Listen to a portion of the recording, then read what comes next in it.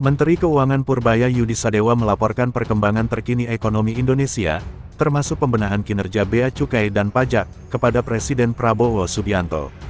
Laporan itu disampaikan Purbaya dalam rapat di kediaman pribadi Prabowo di Hambalang, Jawa Barat. Sekretaris Kabinet, Teddy Indrawijaya mengatakan setelah meninjau lokasi terdampak bencana, Prabowo memanggil beberapa menteri untuk membahas dua tema besar, yakni penanganan bencana dan kesiapan menghadapi liburan Natal dan Tahun Baru. Saat membahas perkembangan stabilitas ketahanan pangan dan harga kebutuhan pokok jelang Nataru, Prabowo juga meminta informasi perkembangan ekonomi RI, termasuk kondisi pajak dan bea cukai. Perkembangan stabilitas ketahanan pangan dan harga kebutuhan pokok, selain itu, turut dibahas perkembangan terkini perekonomian di tanah air, termasuk bea cukai dan pajak, kata Teddy. Prabowo juga membahas pemberian insentif terhadap beberapa sektor untuk kelancaran liburan akhir tahun, terutama diskon tarif tol, tiket pesawat, kereta api, kapal laut, serta fasilitas publik lainnya.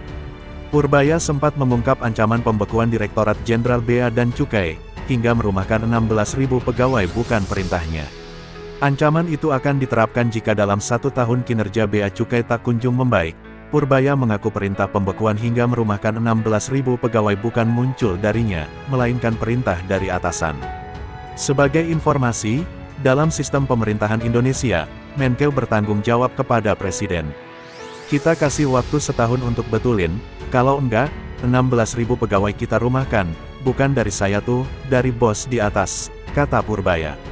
Purbaya menuturkan ancaman tersebut sebagai cambuk agar para pegawai betul-betul membenahi Dirjen Jenderal Bea dan Cukai, jika tak mampu, ia bakal mengadopsi cara Presiden RI kedua Soeharto, yang merekrut perusahaan Swiss Generale Surveillance untuk menjalankan tugas Bea Cukai.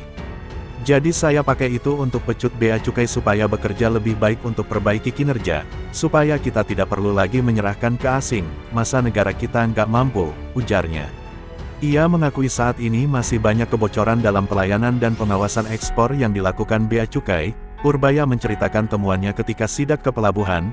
Karena itu, Purbaya mau pengawasan Bea Cukai bisa lebih baik dalam 1 tahun ke depan. Ia berharap tidak ada lagi selundupan produk ilegal, yang utamanya dari China. Setahun ke depan, saya akan betulin Bea Cukai sehingga nggak ada barang-barang selundupan dari China yang ilegal, ujarnya. Ancaman yang beberapa kali dilontarkan Purbaya itu pernah direspons Direktur Jenderal Bea Cukai Jaka Budi Utama.